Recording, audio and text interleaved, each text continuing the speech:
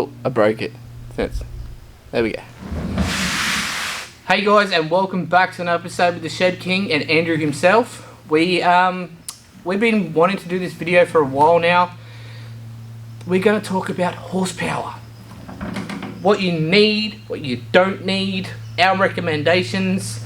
There's just there's a lot of bullshit basically out there. People saying you need this, you need that, you need these pistons, and we're going to put all that to bed, put that all to rest, and give you our summary. We've spent tens of thousands of dollars doing this research ourselves. Hey, yeah, tens of thousands on other cars. Yeah. We've tens of thousands. Now. Yeah, we've you know, we both have 700 plus horsepower cars at home that run, that work, that drive.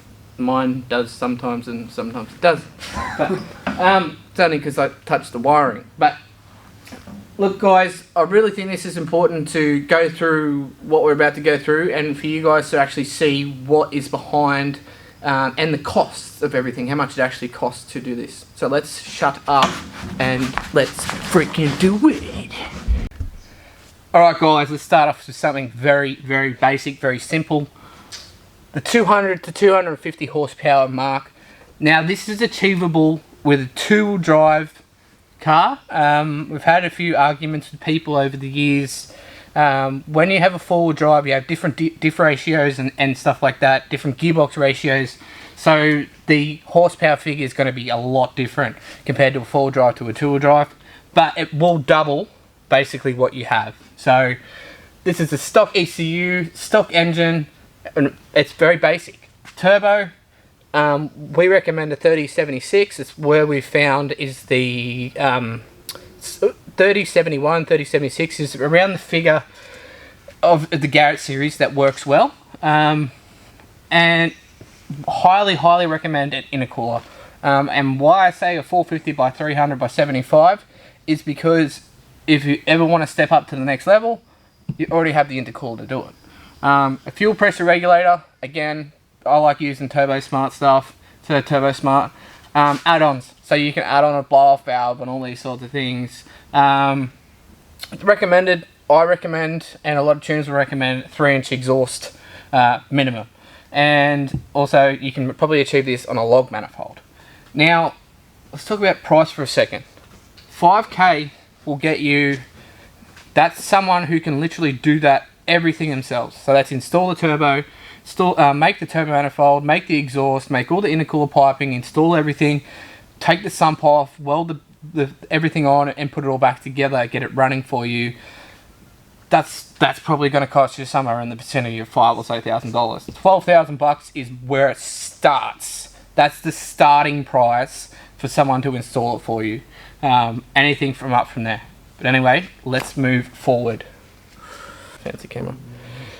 Alright guys, this is where it starts to step up to the next level. This is more serious, and when I say more serious, it really starts to get expensive. Obviously 250 to 350 is this probably what we call the safe margin with 98 octane fuel. And I'm going to say this, I have seen guys make 500 horsepower on a stock engine, fully unopened engine. We've seen it done at Yatla Works. The boys there do it. Well, they don't do it, they've done it. So it is possible, and that becomes a turbo efficiency thing.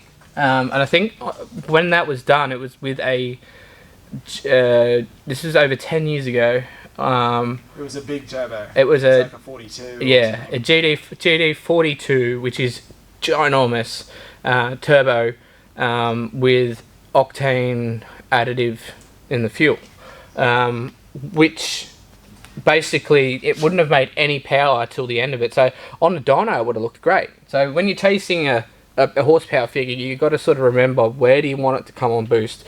What part of the boost range do you want to enjoy, you know, and all those sorts of things. Because if you're just going for a straight out number, you're really gonna just pay through the nose. So you can achieve this on a stock engine, turbo, 3076 to a 3071, and you can go higher if you like. You know, in the I think it's the 6266 is the turbo that Nick Johnson, and so does another fella, I can't remember. It's the Precision. I get confused with the Precision numbers, but you can achieve that with many different turbos. Intercooler, again, this is the 450 by 300 by 75. Fuel pressure regulator, again, turbo smart, something of good quality. You don't want to be messing around with fuel pressure. ECU, me and Andrew both run Link. There's Haltech. There's many ECUs out there, guys. It's not just like one thing. Injectors, I put up 1650cc for a reason, because if you wanted to shoot for 500, you could easily do that with the 1650cc. Again, future-proofing it for further. Fuel pump. Now, again, this is a matter of opinion. Some people would like a Warbro 255 or a Warbro 465 or a Warbro 435 or 540, whatever they are. Whatever the reference you want, you can choose. You're going to need to upgrade your fuel pump regardless. More sensors. So you're going to need an air intake temp sensor. You're going to need a few other things that will probably help you through the process of making this all work really well. One thing that me and Andrew both agree on is a Kinetic head gasket, studs, and we wrote in here a professionally assembled head. Now, you're probably wondering what's that got to do with the price of fish. Well, a professionally assembled head would be reconditioned. So new valve seats, cut, all tidied up and cleaned. It would be, brand new basically. So it would be just worth doing that if you're going to do this extent. You can achieve 350 horsepower on the log manifold. We've done it. What was it? 380 with 360. 3 something. We achieved it on a log manifold. We've done it. Corey did 309 horsepower on 9 pound? 9 pound with a log manifold. So you can definitely achieve it. 3-inch and above exhaust, valve springs, because you're going to need anything over 15 psi-ish. Me and Andrew both agree you're going to get valve float. So do use valve springs. And we go for a seat tension, depending on the cam, of the vicinity of around 80 pounds of seat tension. But look, again, there's 1,000 different ways to do this combination. It starts at 10 grand on your. I reckon that's cheap. I reckon that's too cheap. Probably anywhere from 10 to 20 grand is about what it's going to cost you if someone to do that. For a shop install would be about 20 odd grand to do something in that vicinity.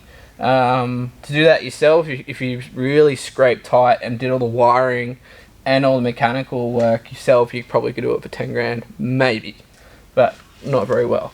But let's put a little video in now of something of this caliber. Whoa! Man, those tires are pretty loose, hey? Wow! Oh, Jesus, we're sideways for 3/4 of that. It's nice to just cruise in this thing, eh? Just part along. Yeah. Does its job. And then when you want to get angry with it, you do this.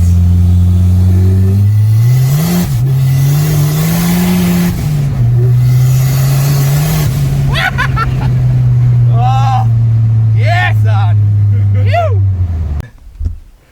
Alright, we've gone to the next level. Now this is where shit starts getting really expensive. Minimum 30k spend. Me and Andrew both thoroughly agree.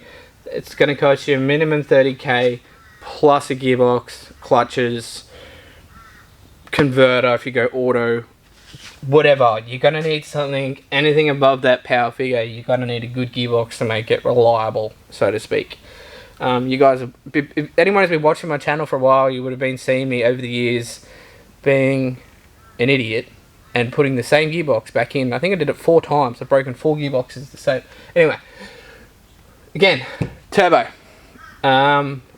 If you're going to shoot for 800 horsepower, the G30 900 I think will get you there all day, every day with the biggest rear housing. I know that my car is probably making more than 800 at the flywheel, and I can guarantee Andrew's is too. Intercooler, I've gone up a size, so it's 500 by 300 by 100. So it's a 4-inch thick intercooler. So you run a real thick intercooler. Fuel pressure regulator is a must-have. ECU, E85. See, this is another thing that's debatable because you could get 350 on E85 on like 12 pound if you know all the moons aligned and you had the right turbo. So it gets real dicey. So I've written here for injectors, 1650cc times 2 will give you 800 to 1000, like 1200 horsepower. I don't even know. I haven't even tried that. I know Denver's currently doing that setup on his new version 3.0 of his car. So he's about to mess with that. So we'll know on this next column whether it's going to go that way. I run the 2400cc injectors and they are at 67% duty at 730 horsepower. It's ridiculous. Like, what does Hoffman call them? The fire extinguishers or something? Fire hose. Fire hose. Yeah, he calls them the fire hose injectors.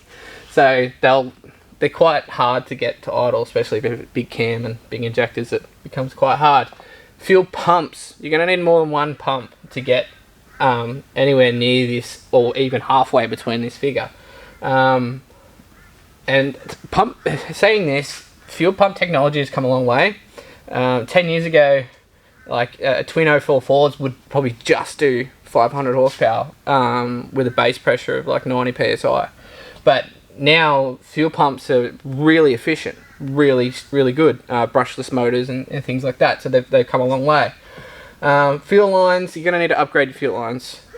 You can probably, again, that probably should have been halfway through there as well. Fuel rail, it's not an essential item, but if you're going to be pushing it, you want to get a decent fuel rail like a plasma man or something along the lines of that. I don't make them because they're absolutely horrible. Forged pistons and rods. Okay, so you can go spool, you can go Ross, whatever tickles your fancy. And the compression ratio, Andrew's running, what are you, 9.5? 9.5 to 1. I'm running lower than that. Mine's 8.3 or something, 8 point whatever it is to 1. 9 to 1, 8.5 to 1 is about where you will not pop your head off. You won't blow your head gasket if you're kind enough to your engine. This has a lot to do with the next stage. That's why I'm going to leave that just for the minute. Again, a professionally assembled head with cams. We love the Kelford stuff. We found with my webcams, they were completely different to what they said they were. So that's why I've gone with the Kelfords, because again, Golby sell them. They're readily available. And they're a good cam. Andrew's had really good results with the 180Bs in his car, and we've put a few of them in other people's cars as well, and they've gone really well.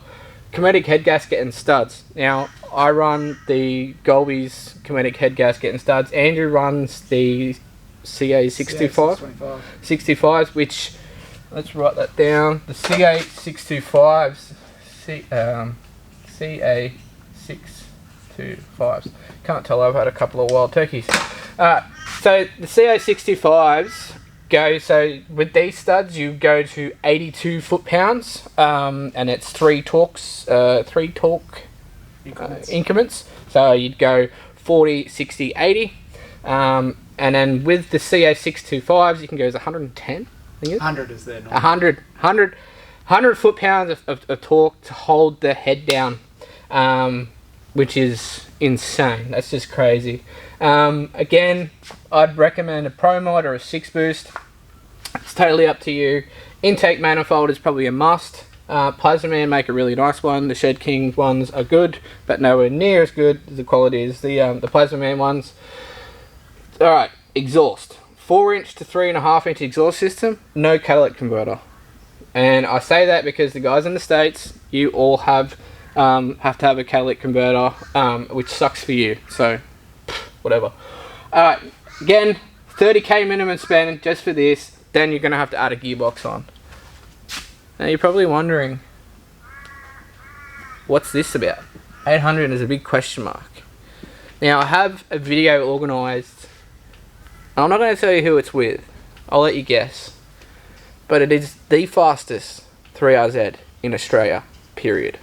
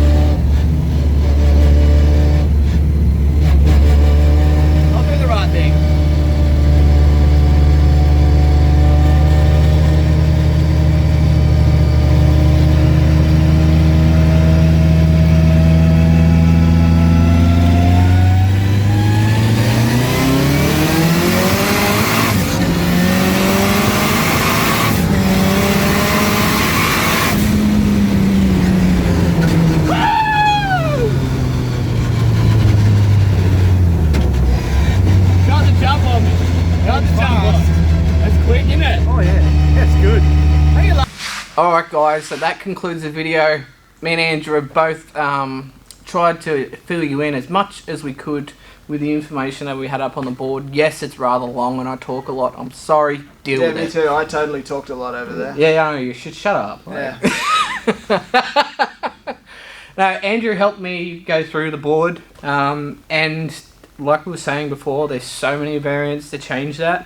So you can definitely make more horsepower with less of those parts, and you can definitely have a lot of parts and not make the horsepower. It just depends on which mix and getting it right. So, and going off that, you like you're saying, you can achieve more horsepower with less things, but you're gonna really be leaning on something in the middle. So, and there's guys out there that have done it. And we've seen them make over 500 horsepower on like 500 horsepower on a standard engine. Make 500 horsepower with a log manifold. Well, it's all achievable. I've done it myself. I've made 600 horsepower with standard cams. Yeah, it's doable, but it creates another set of headaches. So experience shows that to do it right, do it once, and not have those pitfalls that we've already worked out. That, you know, if you plan from the get-go to try and make 400 horsepower, probably don't use a log manifold. No. If you want to make 500 horsepower, you're gonna need to put rods in your engine. Yes. Yeah, you can do it without them, but how long is it gonna last? And with the price of 3RZs now, I know you don't want to be putting windows in your block. No, because some idiot made a whole heap of YouTube videos and made it all freaking expensive to buy them. Made them popular. Yeah. Why? Why would he do that? If I ever find that guy. Yep. Oh. Anyway, guys, look. There's one thing I forgot to mention, and it's balance shaft delete. That comes into play as soon as you pull your engine apart. Yeah. If your engine's coming apart, just delete them. Just delete the balance shafts. They will make your engine vibrate a little bit more. And if you've seen the videos of this thing at idle, it's like all over the place. It's not too bad. So just don't be a bitch and just do it. All right. Just want to say thank you to guys. Thank you to Andrew for coming out and being a part of this video. I hope everyone's doing as fantastic as I am at home on holidays. Take care, and I'll catch up with you all real soon.